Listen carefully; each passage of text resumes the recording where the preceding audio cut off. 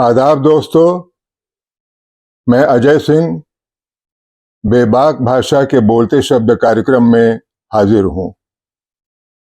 आज मैं एक ख़ास किताब के बारे में आप लोगों को बताने जा रहा हूँ। इस किताब का शीर्षक है keeping up the good fight from the emergency to the present day.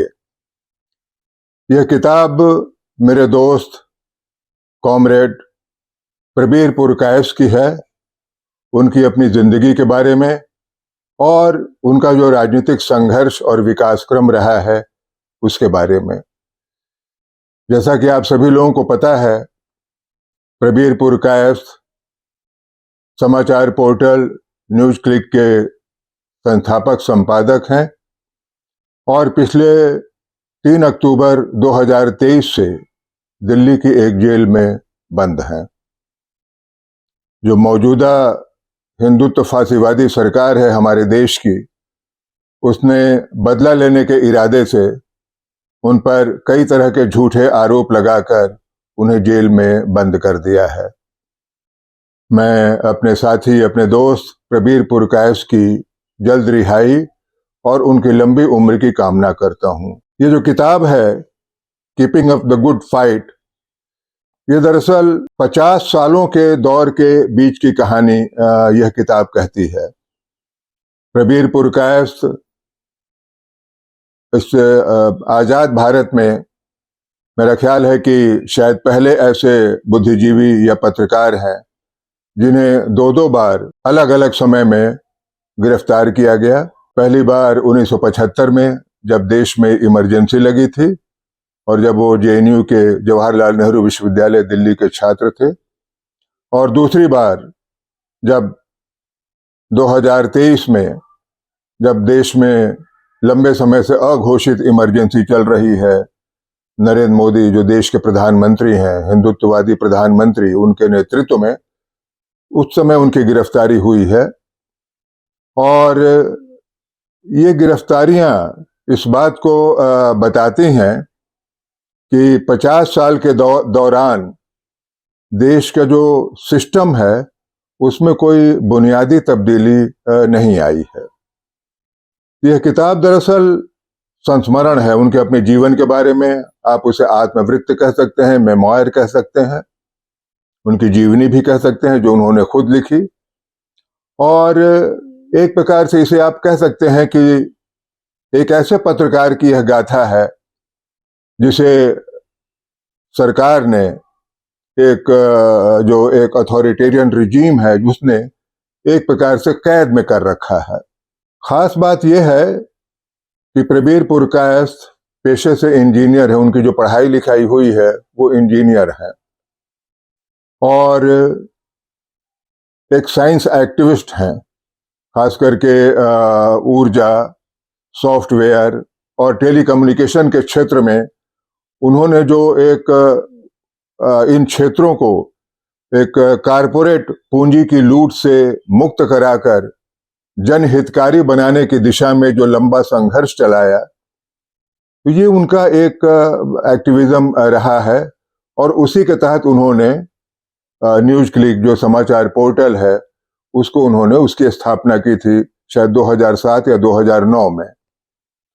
और उसका मकसद ये था कि जिनकी कोई आवाज नहीं है उन्हें आवाज ही न दी जाए, बल्कि उनकी आवाज को एम्पलीफाई किया जाए, ज्यादा ऊंचा किया जाए, ज्यादा दूर तक सुनाई देने का मौका दिया जाए। और यही वह वजह है जिसने उनको इस सरकार की निगाह में एक खतरनाक व्यक्ति बना दिया। आप लोगों को ध्यान होगा कि न्यूज़ क्लिक ने शाहीन बाग आंदोलन, जो नागरिकता संशोधन कानून जो बना 2019 में, उसके खिलाफ जो आंदोलन चला था, उस आंदोलन की बड़ी महत्वपूर्ण रिपोर्टिंग न्यूज़ क्लिक ने की थी। और उस रिपोर्टिंग की वजह से वह आंदोलन के बारे में ज्यादा दूर तक लोगों को पता चला था। और फिर इसके तुरंत बाद जो दिल्ली की सरहदों पर जो जबरदस्त किसान आंदोलन हुआ, जो पीजेंट मूवमेंट हुआ, या जो बहुत किसान आए और उनका जो लगभग 1 साल तक का जो आंदोलन चला दिल्ली की सरहदों पर, उसकी जिस तरीके से जमीनी reporting in depth reporting news click ने की प्रबीर पुरकायस्थ के नेतृत्व में, क्योंकि वही उसके संस्थापक संपादक हैं और उन्हीं के नेतृत्व में ये सारा चल रहा था।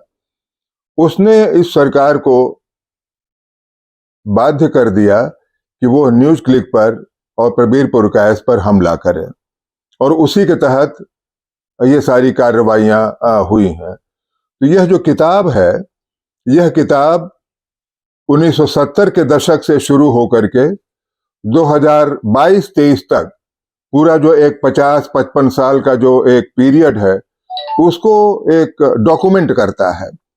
और उस डॉक्यूमेंट करने के दौरान यह बताता है कि कैसे एक नौजवान प्रबीर पुरकायस्थ एक राजनीतिक रूप से परिपक्व व्यक्ति होते चले गए, और लगातार बहुत सारे ऐसे इश्यूज से जो देश के सामने मौजूद रहे हैं, उनसे वो अपने को इन्वॉल्व करते चले गए। और उस इन्वॉल्व में उनका जो पर्सनल था वह पॉलिटिकल होता चला गया, और जो पॉलिटिकल था वो एक पर्सनल होते हुए एक बहुत एक डीप रूटेड एक इम्प्रेशन उनके अंदर पैदा करता गया। खास बात यह है कि यह किताब नाउम्मीदी में भी एक उम्मीद की राह दिखाती है, और यह बताती है कि कितनी भी जटिल परिस्थितियां हों, हमें उम्मीद नहीं छोड़नी चाहिए और लड़ने का हौसला नहीं छोड़ना चाहिए। मैं आप लोगों को याद दिला दूं कि हमारे इस समय की एक महत्वपूर्ण उपन्यासकार गीता हरिहरन ने पिछले दिनों अपने एक इंटरव्यू में कहा था, वो बहुत मैं समझता हूं कि इम्पोर्टेंट स्टेटमेंट है, कि एक लेखक को उम्मीद नहीं छोड़नी चाहिए, उम्मीद का रास्ता हमेशा उसे दिखाना चाहिए।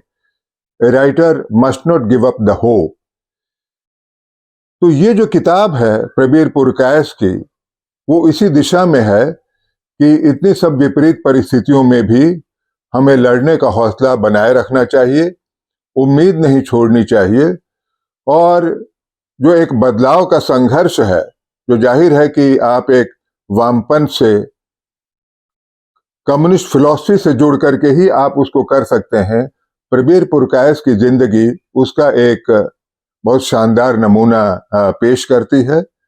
वो हमारे समय के एक बहुत एक जगमगाते हुए लेफ्ट इंटेलेक्चुअल हैं, और वो लेफ्ट इंटेलेक्चुअल ऐसा है जो एक जनता के विभिन्न समस्याओं से, तबकों से बहुत गहराई से जुड़ा हुआ है, और उसने यह चुनौती दे रखी है कि जो एक अमेरिकी साम्राज्यवाद और उसके नेतृत्व में हमारे देश में जो हिंदुत्व फासीवाद कारपोरेट पूंजी के साथ जुड़ करके जो बहुत सारे जो जनता पर अत्याचार कर रहा है, दमन और उत्पीड़न कर रहा है, उसके खिलाफ लड़ाई हम जारी रखेंगे। तो यह किताब उस लड़ाई को जारी रखने का एक हौसला जताती है।